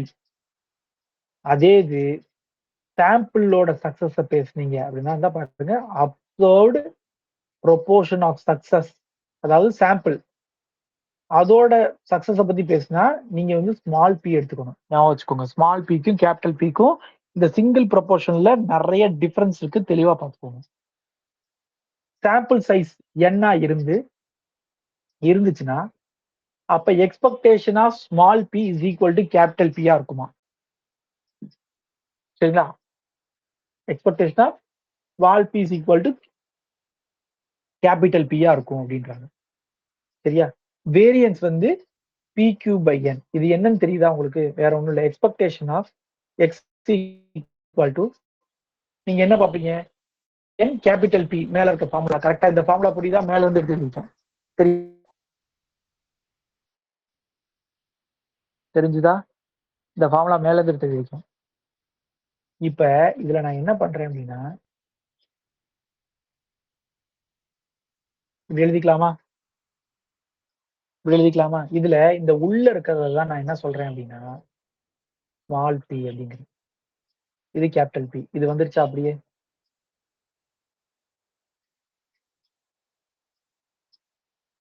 சரியா? இதே மாதிரி வேரியன்ஸ் ஆஃப் எக்ஸ்ங்கிறது தான் என்னது? NPQ. இப்ப இந்த என்ன நான் என்ன பண்றேன் அப்படின்னா இதே வேரியன்ஸ் ஆஃப் எக்ஸ் பை என்ன எழுதுவீங்க? 1/n² வேரியன்ஸ் ஆஃப் எக்ஸ் எழுதுவீங்க. அப்ப NPQ டிவைடட் பை n ஸ்கொயர்னு எழுதுவீங்க. அப்ப PQ பை n வரும். அதுதான் இங்க இருக்கா? அப்ப இது என்னது? Variance of P. கரெக்டா மேட்ச் ஆகுதா? ஸோ அப்ப என்ன ஃபார்முலா போடணும்? நான் எடுத்திருக்க ஸ்டாட்டிக் வந்து ஸ்மால் p, சரிங்களா? அப்ப Z எப்படி எழுதணும்? P minus expectation of small p divided by standard error of small p அப்படின்னு எழுதணும். அப்ப P மைனஸ் எக்ஸ்பெக்டேஷன் என்ன வந்துச்சு? கேபிட்டல் P வந்துச்சு. ஸ்டாண்டர்ட் எரர் என்ன வந்துச்சு? Root of PQ by n வந்துச்சு. இது வந்து சாம்பிளோடது, இது வந்து பாப்புலேஷனோடது. இந்த Qங்கிறது உங்களுக்கு தெரிஞ்சிருக்கும். Q is equal to 1 minus P. சரிங்களா? சம் பார்க்கும்போது இன்னும் உங்களுக்கு தெளிவா புரியும். சரியா? நான் சொல்றேன். If we have sampling of a from a finite population of size n, சரிங்களா? பாப்புலேஷனோட சைஸை மென்ஷன் பண்ணிட்டாங்க அப்படின்னா, சைஸ் என்னன்னு மென்ஷன் பண்ணிட்டாங்கன்னா, அப்ப ஸ்டாண்டர்ட் எரரோட வேல்யூ என்னன்னா இது. இதை வச்சு மேக்ஸிமம் ப்ராப்ளம் கேட்க வாய்ப்பு இல்லை, பட் இதை வச்சு ஃபார்முலாவா கேட்க வாய்ப்பு இருக்கு. சரிங்களா? பாப்புலேஷனோட சைஸ் கொடுத்துட்டா ஸ்டாண்டர்ட் எரரோட வேல்யூ வந்து இந்த ஃபார்முலா.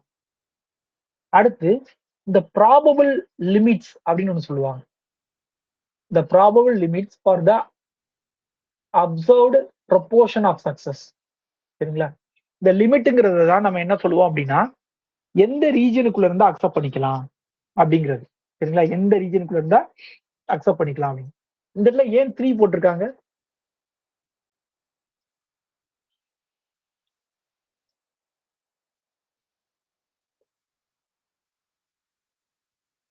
இந்த ஃபார்முலா இதுல ஏன் 3 வந்திருக்கு?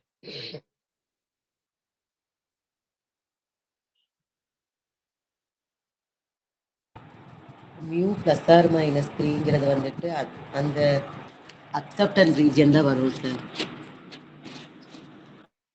அதாவது என்னன்னா, ஸ்டாண்டர்ட் நார்மல் வேரியேட்டை பொறுத்த வரைக்கும் 3க்கு மேல நம்ம படிக்கவே மாட்டோம். அப்ப ஜென்ரலா உங்களோட லிமிட் என்னன்னு கேட்டா 3க்குள்ளதான். சரிங்களா? அப்ப mean plus or minus standard deviation. சரிங்களா? மீன்ல இருந்து அதோட ஸ்டாண்டர்ட் டீவியேஷன்ல 3 வரைக்கும் தான் நீங்க எடுத்துக்கலாம். அதாவது என்ன அப்படின்னா, உங்களோட லிமிட் எப்படி இருக்கும்னா, இதான் உங்களோட லிமிட். லிமிட்னா வேற ஒண்ணும் இல்லப்பா, அந்த வேல்யூ உங்களோட கர்வ்ல நீங்க எதுல இருந்து எது வரைக்கும் நீங்க வச்சு பேச போறீங்க அப்படிங்கிறது. புரியுதா உங்களுக்கு? உங்களோட கர்வ்ல நீங்க எதுல இருந்து எது வரைக்கும் பேச போறீங்க அப்படிங்கிறது தான் ப்ராபபிள் லிமிட்ஸ். சரிங்களா? இது வந்து ஃபார்முலா என்ன போட்டிருக்காங்க?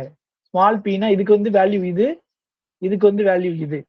அவர் வேல்யூ கொடுத்துருக்காங்க, ஒரு விஷயம் கொடுத்துருக்காங்க பாருங்க. If P is not known then taking P as the estimate of P then the probable limits. இதுக்கு டிஃபரன்ஸ் இருக்கு, தெரியுதா? இங்க கேபிட்டல் பி போட்டிருக்கா, இங்க என்ன போட்டிருக்கு? ஸ்மால் பி போட்டிருக்கு. சரிங்களா? அப்ப கேபிட்டல் பி தெரியாத பட்சத்துல நீங்க ஸ்மால் பியை யூஸ் பண்ணிக்கலாம் அப்படின்றாங்க. சரிங்களா? கேபிட்டல் பி, அதாவது பாப்புலேஷனோட ப்ரொபோர்ஷனை பத்தி உங்களுக்கு எதுவும் தெரியல அப்படின்னா, நீங்க சாம்பிளோட ப்ரொபோர்ஷனை வச்சு லிமிட் கண்டுபிடிச்சிக்கலாம் அப்படின்றாங்க. இப்ப தெரியுதா? 95% லிமிட் கேட்பாங்க. 95% ஆஃப் கான்பிடன்ஸ் லிமிட் அப்படின்னு கேட்டா என்ன போட்டிருக்காங்க பாத்தீங்களா? 1.96. 99% ஆஃப் கான்பிடன்ஸ் லிமிட்னா என்னது? 2.58. இதெல்லாம் எங்க வருதுன்னு தெரியுதா உங்களுக்கு? நார்மல் டிஸ்ட்ரிபியூஷன்ல இருந்து. ஆமா, இது ப்ராப்ளம் பார்ப்போம். சரி, ஃபர்ஸ்ட் ப்ராப்ளம் சொல்லிருக்காங்க. A dice is thrown 9,000 times. A throw of 3 to 4 is observed 3240 times.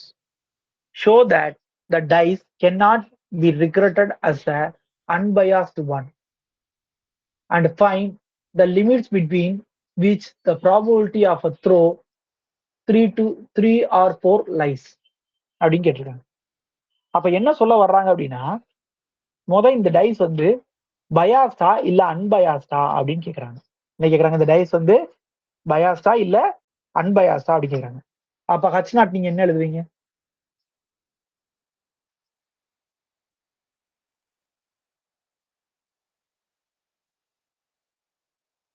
என்ன எழுதுவீங்க?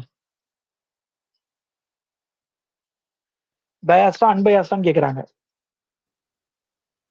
Unbiased, sir. அப்ப the dice is unbiased. Dice is unbiased.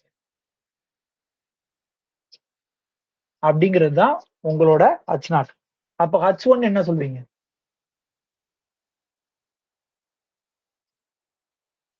Biased, sir. அப்ப dice is biased. Biased என்ன unbiased என்ன தெரியும்ல உங்களுக்கு? யாராவது தெரியாம இருக்கீங்களா? அதாவது என்னன்னா பயாஸ்னா எல்லா சைடும் ஈக்குவலா இருக்கணும். இப்போ ஒன்றும் இல்ல, ஒரு டைஸ் நான் ரெடி பண்றேன். ரெடி பண்ணும்போது ஒரு சைடு மட்டும் ஒரு சின்ன பொட்டை ஒட்டி வச்சிடுறேன். அப்ப என்ன ஆகும்?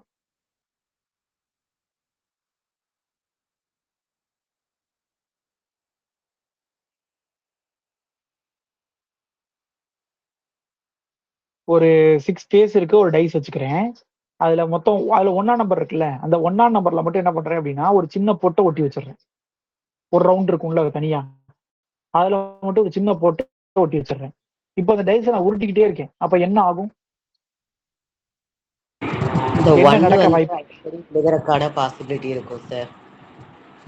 இந்த 1 வந்து மேக்ஸிமம் விழுதுட்டு அது வந்து அந்த ஃபேஸ் விழுகிறதுக்கான பாசிபிலிட்டி ஜாஸ்தியா இருக்கும் சார். ஜாஸ்தியா இருக்குமா கம்மியா இருக்குமா? கொஞ்சம் பிசிக்ஸ் யூஸ் பண்ணுங்க. 1 விழுகிறதுக்கான சான்ஸ் கம்மியா இருக்கும் sir. கம்மியாகும். ஏன்னா அதுல வெயிட் அதிகமா இருக்குல்ல ஏன்னா மேடம். அதுல அப்ப கீழே அது போகும். வெயிட் அதிகமா இருக்கும்ன்றது. ம். அப்ப Okay. ஒரு சைடு வந்து அதிகமா இருந்தா அது என்ன ஆகும்னா அது விழுகிறதுக்கான வாய்ப்பு கம்மியா தான் ஆகும். அப்ப கம்மியாகுதுன்னா அப்ப அது பேர் தான் பயாஸ்ட். அதுக்கு பேர் தான் என்னது? பயாஸ்ட். சோ அந்த மாதிரி இல்லாம எல்லா சைடும் ஈக்குவலா இருந்தா அதுக்கு பேர் வந்து அன்பயாஸ்ட். இவங்க அன்பயாஸ்டா இருக்குமா அப்படின்னு செக் பண்ண சொல்றாங்க. அப்ப நம்ம அன்பயாஸ்ட்னு எடுத்துக்கணும். அப்ப H1 வந்து பயாஸ்ட்னு எடுத்துக்கணும். சரிங்களா? ரைட். இப்ப என்னங்கிறது 9000. ஏன்னா டோட்டல் நம்பர் வந்து 9000. அதுல நம்பர் ஆஃப் சக்சஸ், இங்க சக்சஸ்ங்கிறது என்னது? இந்த கொஸ்டின்ல சக்சஸ்ங்கிறது என்னது?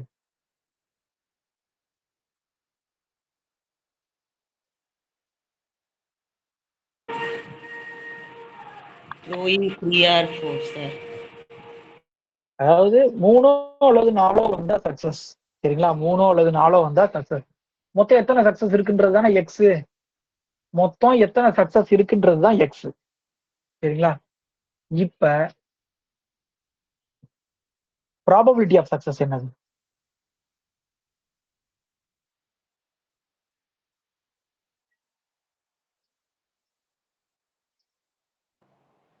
(3240/900). அங்கதான் என்ன அப்படின்னா அதை நீங்க கண்டுபிடிச்சீங்கன்னா அதுக்கு பேர் வந்து proportion, observed proportion of success. ஆனா நான் கேட்டது ப்ராபபிலிட்டி ஆஃப் சக்சஸ். டிஃபரன்ஸ் புரியுதா உங்களுக்கு?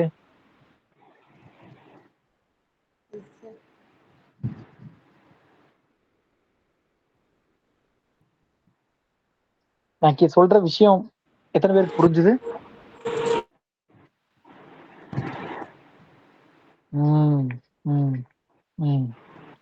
அதாவது நாம அப்சர்வ் பண்ணி நமக்கு கிடைக்கிறது வந்து ஸ்மால் பி, ரெகுலரா இருக்கிறது வந்து கேபிட்டல் பி. அப்ப ஒரு டைஸ உருட்டா அந்த டைஸ்ல 3யோ இல்ல 4ஓ வரதுக்கான ப்ராபபிலிட்டி என்ன? 1/6 plus 1/6 வரும் sir. Very good. 1/6 plus 1/6 is equal to 2/6. 3. 1/6 plus 1/6 equal to 1/3. So இதுதான் ப்ராபபிலிட்டி ஆஃப் சக்சஸ். நல்லா அந்த வேர்டை நல்லா பார்த்துக்கணும். சரிங்களா? Probability of success. சரிதானா?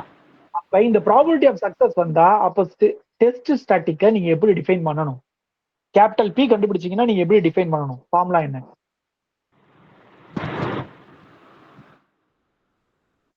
கடகடன் சொல்லுங்க, அடுத்தடுத்து போகணும்ல, மெதுவா நடத்த முடியாதுல்ல. Small p minus expectation of small p divided by standard error of p. P minus capital B divided by standard error of இது. அப்ப இதுல ஸ்மால் பி கண்டுபிடிக்கணும்ல மேம்? பட் Yes, அதுக்கு sir. பதிலா இது பண்ணலாமா?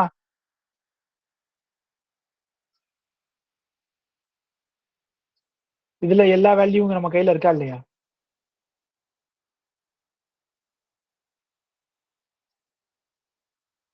ரெண்டு ஃபார்முலா பார்த்திருக்கோம் சரிங்களா? அப்ப ரெண்டு ஃபார்முலா பார்க்கும் இதுல எல்லா வேல்யூ கையில இருக்கலாம். அப்புறம் ஏன் நான் ஸ்மால் பிக்கு போகணும்? அப்ப இதுலயே நான் சம முடிச்சிடலாம். எப்படி? எக்ஸோட வேல்யூ எவ்வளவு? 3240 மைனஸ் என்னோட வேல்யூ எவ்வளவு? 9000 இன்டு பியோட வேல்யூ எவ்வளவு? 1/3 divided by square root of 9000 into 1/3 into 2/3. Q வந்து 2/3 சரிங்களா? இத போட்டு செஞ்சா ஆன்சர் 5.36 வருது சரிங்களா? இவங்க வந்து எதை பத்தியுமே சொல்லல, எந்த லெவல் ஆஃப் சிக்னிபிகன்ஸ்னே இவங்க சொல்லல சரிங்களா? இப்ப இந்த டைஸ் வந்து நீங்க அச்னாட்ட அக்செப்ட் பண்ணுவீங்களா, ரிஜெக்ட் பண்ணுவீங்களா?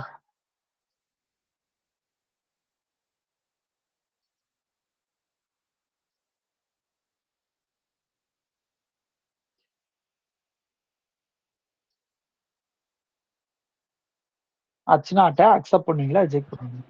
Rejected, sir. அச்னாட்ட வந்து என்ன பண்ணணும்? ஏன் ரிஜெக்ட் பண்றீங்க மேம்? இந்த கால்குலேட் பண்ண Right, ரிசல்ட் sir. வேல்யூ வந்து 5.36 வந்திருக்கிறதுனால சார் நம்மளுக்கு நம்மளுக்கு லெவல் ஆஃப் சிக்னிஃபிகன்ஸ் வந்து 3 விட ஜாஸ்தியா போகாம பார்த்துக்கணும். அதாவது மொத கண்டிஷன் 3 விட பெருசா போச்சா இல்லையா, அதான் ஃபர்ஸ்ட் கண்டிஷன். அப்படிதான் லெவல் ஆஃப் சிக்னிபிகன்ஸ் சரிங்களா? அப்ப 5.36 வந்ததுனால ஆட்டோமேட்டிக்கா கிரேட்டர் தென் 3, அதனால நான் என்ன பண்ணிட்டேன், ரிஜெக்ட் பண்ணிட்டேன் சரிங்களா? இதே இது ஒரு 2 வந்திருந்தா என்ன பண்ணிருப்பீங்க? இதே கொஸ்டின்ல ஆன்சர்ல 2 வந்திருந்தா என்ன பண்ணிருப்பீங்க?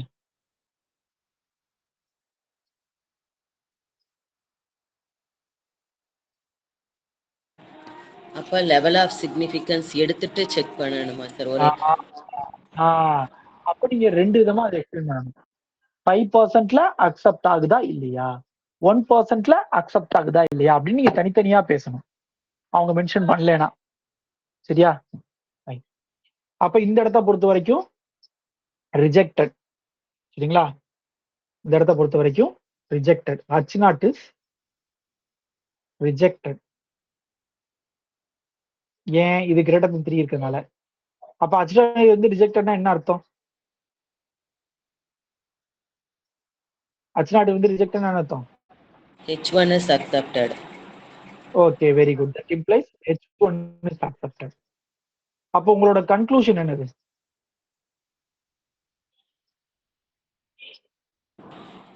The die is biased. சரி, die is biased. So die is பயாஸ்டா இருக்கிறதுனால இப்ப அவங்க அடுத்து கேட்டிருக்க என்ன கேட்டிருக்காங்க கொஸ்டின்ல?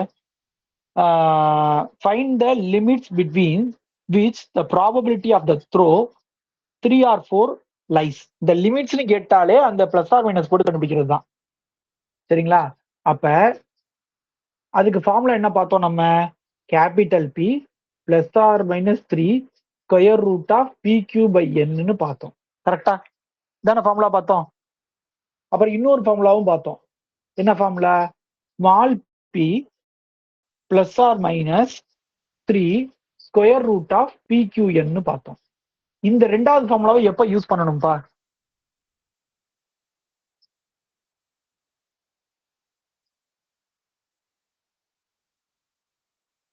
மேல பாக்குறீங்களா என்ன எழுதிருக்கேன்னு? ரெண்டாவது ஃபார்முலா எப்ப யூஸ் பண்ணணும்? கேபிட்டல் பியோட வேல்யூ தெரியாது சார். தெரியலனா நம்ம யூஸ் பண்ணணும். ஆனா இங்கதான் கேபிட்டல் பி வேல்யூ தெரியும்ல, அப்ப எதை யூஸ் பண்ணணும்?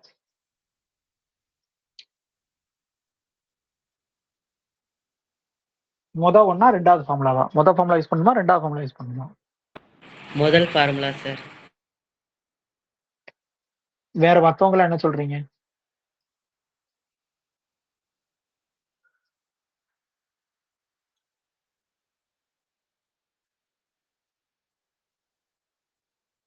மத்தவங்கள எதுவுமே சொல்ல மாட்டீங்க இப்ப.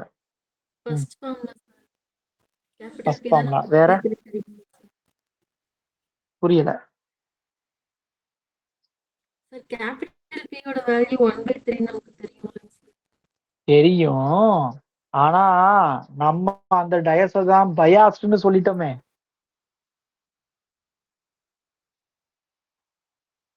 ஃபைனல் ரிசல்ட் பயாஸ்ட்ல கிடைச்சிருக்கு.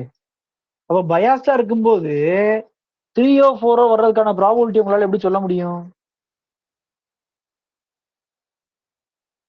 நான் கேட்கிற கேள்வி புரியுதா உங்களுக்கு? அப்ப எந்த ஃபார்முலா யூஸ் பண்ணுவீங்க?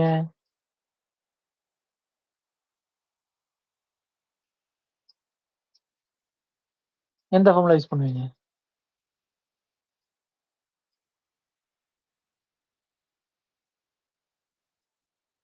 Second formula sir. அவ்வளவுதான், முடிஞ்சு போச்சு. Small p. Since the die is biased, சரிங்களா, p not equal to 1/3 and not known. அப்ப என்ன பண்ண போறீங்க? Small p. அப்ப ஸ்மால் p முத கண்டுபிடிக்கணும். ஸ்மால் p கண்டுபிடிக்கிறதுக்கு ஃபார்முலா என்ன? ஸ்மால் p கண்டுபிடிக்கிறதுக்கான ஃபார்முலா என்ன? மேலே நான் எழுதி போட்டேன் ஒரு இடத்துல. ஸ்மால் பிக்கு வந்து சிம்பிளா போட்டிருப்பேன். தனியா ஃபார்முலான்னு எழுதியிருக்க மாட்டேன், பட் சிம்பிளா எழுதிருப்பேன்.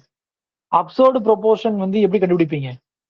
சக்சஸ், அதாவது அப்சர்டு ப்ரொபோர்ஷன் ஆஃப் சக்சஸ் எப்படி கண்டுபிடிக்கிறது? Success நான் by எழுதுற n. ஒவ்வொரு very good. X by n. X by n. அப்ப எக்ஸ் எவ்வளவு வந்துச்சு? 3240. என் எவ்வளவு? 9000. ஸோ அப்ப இதோட வேல்யூ கண்டுபிடிச்சு அதுல இருந்து கியூவோட வேல்யூ கண்டுபிடிச்சு அதை தூக்கி இந்த இதுல போட்டீங்கன்னா பிளஸ்ல ஒரு வேல்யூ மைனஸ்ல ஒரு வேல்யூ வரும். இங்க என்ன வந்திருக்குன்னா இது 0.36 வந்திருக்கு. கியூவோட வேல்யூ வந்து 0.64 வந்திருக்கு. அதனால p plus or minus 3 square root of p q by n is equal to 0.345ல இருந்து 0.375 வரைக்கும் வருது. சரிங்களா? அப்ப உங்களோட அப்சர்வ்டு ப்ரொபோர்ஷனோட சக்சஸ் வந்து இந்த ரேஞ்சுக்குள்ள இருந்ததுன்னா உங்க டயாஸ் வந்து உங்க பயாஸ் வந்து உங்க டைஸ் வந்து அன்பயாஸ்டா இருக்கும். புரியுதா? அதுதான் மீனிங் இருக்கு, வேற ஒண்ணும் இல்லை. புரிஞ்சுதா? அடுத்த கொஸ்டின் போலாமா? ரொம்ப ஸ்லோவா போறோம், கொஞ்சம் ஃபாஸ்டா போகணும். அடுத்த கொஸ்டின் சொல்றேன் பாருங்க.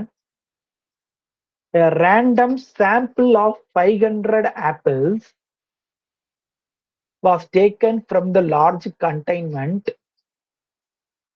இது தப்பா இருக்கு. இதுல வந்து 65 were found to be bad.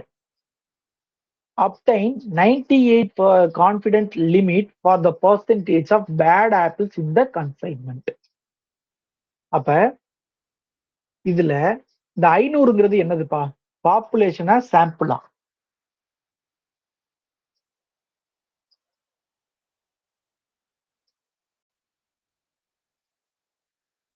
இன்னொரு ரீட் பண்றேன்.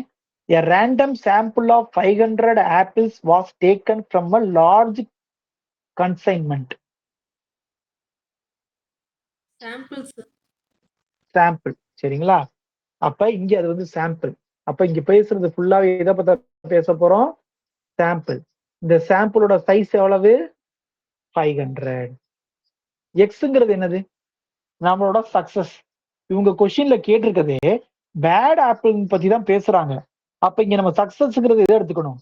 பேட் ஆப்பிள் தான் எடுத்துக்கணும். அப்ப எக்ஸோட வேல்யூ எவ்வளவு?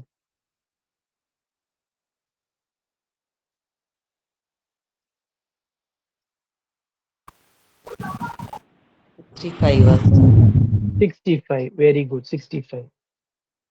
இப்ப இங்க நீங்க கேபிட்டல் பி கண்டுபிடிப்பீங்களா இல்ல ஸ்மால் பி கண்டுபிடிப்பீங்களா? Small p sir. ஏன்? கேபிட்டல் பி தெரியாது சார். அந்த மொத்தமா எவ்வளவு இருக்குங்கிறது தெரியாது. ஏன்னா லார்ஜ் கன்சைன்மெண்ட் கொடுத்துட்டான், அப்ப அதை பத்தி தெரியாது. ஆனா ஒரு 50 சாம்பிள் 500 சாம்பிள் செக் பண்றான், அப்ப சாம்பிள் ப்ரொபோர்ஷன் தெரியும். எத்தனை இதுல? அப்ப இப்ப பியோட வேல்யூ அப்ப என்ன வரும்? ஸ்மால் பியோட வேல்யூ என்ன வரும்? அப்ப 65/500. 65/500. இது எல்லாத்துக்கும் புரிஞ்சுதா ஏன் ஸ்மால் பீல போறோம்னு? ஸோ அப்ப இதுக்கப்புறம் நான் கடகடன்னு சொல்லிடுவேன். இதோட வேல்யூ வந்து 1.3, கியூவோட வேல்யூ 0.87. அப்ப டெஸ்ட் ஸ்டாட்டிக்ஸ் ஹச் நாட் எதை டிஃபைன் பண்ணலையா? நான் ஹச் நாட் கேட்கல. அவங்க ப்ராபபிள் லிமிட்ஸ் தான் கேட்டிருக்காங்க. அப்ப பி +or-3 PQ/n இதை போட்டா என்ன வேல்யூ கிடைக்குது அப்படின்னா 0.085 0.175 லிமிட் கிடைக்குது. சரிங்களா? அவங்க வந்து 98% கேட்டிருக்காங்க. 98% கேட்டாலும் 3 போட்டாலே போதும். அப்ப 98%க்கு 3யா? 99%க்கு நம்ம என்ன பார்த்தோம்? 2.58 sir. 5. ஆனா இவங்க 3 போட்டிருக்காங்க. எனக்கு தெரிஞ்சு 3 தேவைப்படாது. 98%ன்னு சொல்லும் போது நம்ம 98%க்கானது தான் போட்டிருக்கணும். கொஷின் எங்க இருக்கு? இது வேற புக்ல பார்த்து இருக்கு.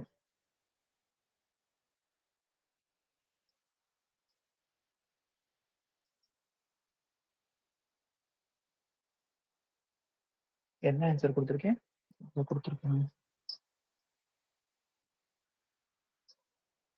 அதாவது 98% வேற புக்ல, நான் வேற புக்ல கொஸ்டின் எடுத்துட்டு வேற புக்ல ஆன்சர் எழுதிருக்கேன். சரிங்களா?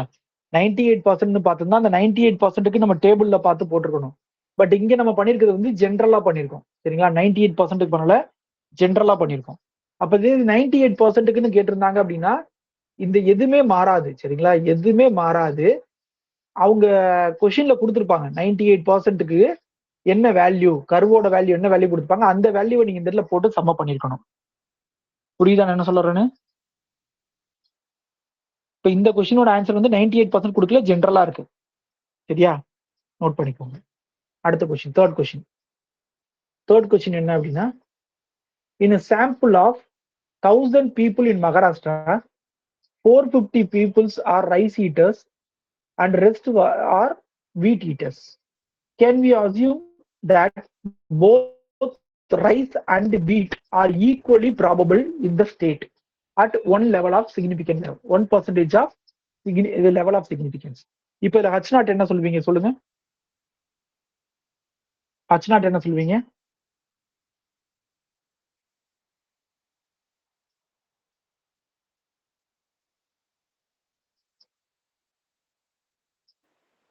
Equally populated. Equal population. Okay.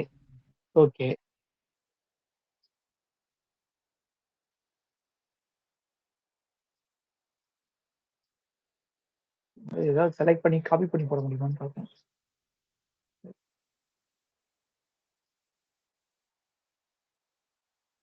இதை நான் இதுல எழுதி வச்சுக்கிறேன் இன்னொரு பேஜ்ல. அதாவது தேர்ட் கொஸ்டின் என்ன கொடுத்திருந்தாங்க அப்படின்னா, நான் சிம்பிளா எழுதிக்கிறேன். மொத்தம் 1000 பேரு. சரிங்களா? சாம்பிள். சரிங்களா? சாம்பிள்ல 1000 பேரு. சாம்பிளா ஒரு 1000 பீப்புளை நான் சூஸ் பண்ணியிருக்கேன். அதுல வந்து எத்தனை பேர் ரைஸ் ஈட்டர்ஸ் அப்படின்னா 540 வந்து ரைஸ் ஈட்டர்ஸ். இவங்க என்ன சொல்றாங்கன்னா 2 பேர் ஈக்குவல் ப்ராபபிளான்னு கேட்டிருக்காங்க. அப்ப ஹச் நாட் என்ன எடுப்பீங்க? both rice and wheat eaters are equally probable அப்படின்னு எழுதுவீங்க. கரெக்டா? ஈக்குவலி பாப்புலர், அவங்க பாப்புலர்னு போட்டிருக்காங்க, ஈக்குவலி பாப்புலர் அப்படின்னு சொல்லலாம். அல்லது there is no significant difference between the number of rice eaters and wheat eaters அப்படின்னு சொல்லிக்கலாம்.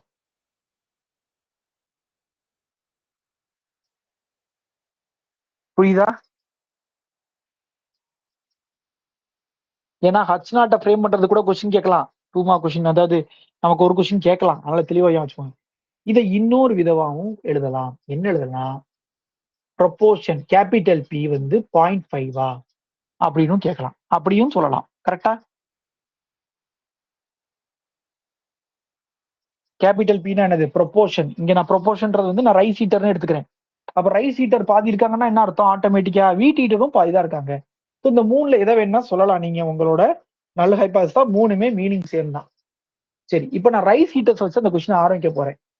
சாம்பிள்னு ஒரு வேர்ட் இருக்கு. அப்ப நீங்க ஸ்மால் பி கண்டுபிடிப்பீங்களா, capital p கண்டுபிடிப்பீங்களா?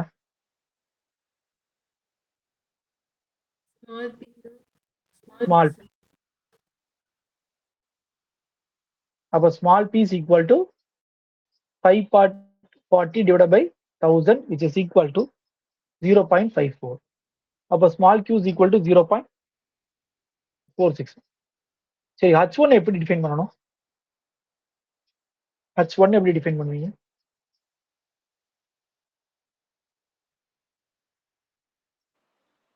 less first than or இதுக்கு greater than. மேம் புரியல. Less than or greater than ஆவா? அது வந்து ஒன் டெய்லுக்கு நம்ம சொல்லலாம் ma'am.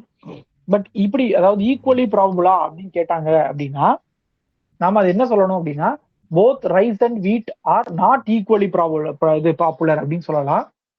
There is a significant difference between அப்படின்னு சொல்லலாம். அல்லது பி நாட் ஈக்குவல் டு 0.5 சொல்லலாம். அந்த மூணுல எது வேணா சொல்லலாம். ஏன் வந்து இங்க கிரேட்டர் தென் நம்ம லெஸ் தென்றத பத்தி பேசல அப்படின்னா அவங்க வந்து ரைஸ் ஹீட்டர்ஸ் அதிகமா இருக்காங்க வீட் ஹீட்டர்ஸை விட அப்படின்னு கொடுக்கல. அப்படின்னு கொடுத்தா தான் நம்ம எங்க போவோம்? ஒன் டெய்லுக்கு போவோம். சொல்றது புரியுதா எல்லாத்துக்கும்? ஏன் இங்க ஒன் டெய்ல் போகாம டூ டெய்ல பேசுறோம்னு கொஸ்டின் என்ன கேட்டிருக்காங்களோ அதை பொறுத்தா நம்ம ஒன் டெய்லா இல்ல டூ டெய்லான்றத முடிவு பண்ணணும். சரியா? ரைட். அப்ப H1ங்கிறது இங்க என்ன அப்படின்னா பி, அதாவது capital p is not equal to 0.5.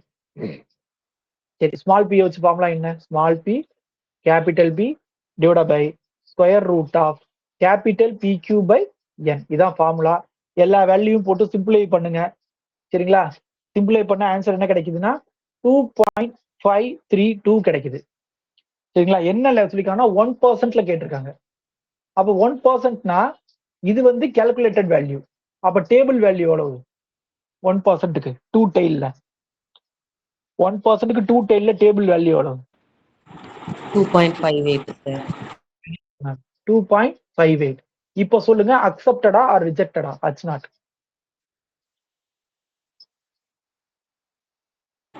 Accepted sir.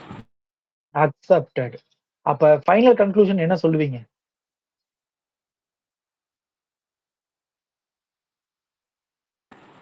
Rice and wheat eaters are equally probable.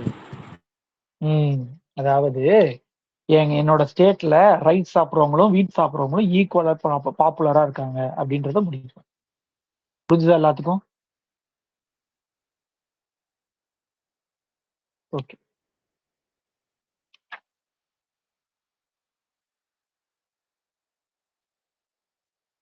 சரி, அடுத்த டாபிக் எடுத்தா அதுல ஒரு 3 ப்ராப்ளம் இருக்கு.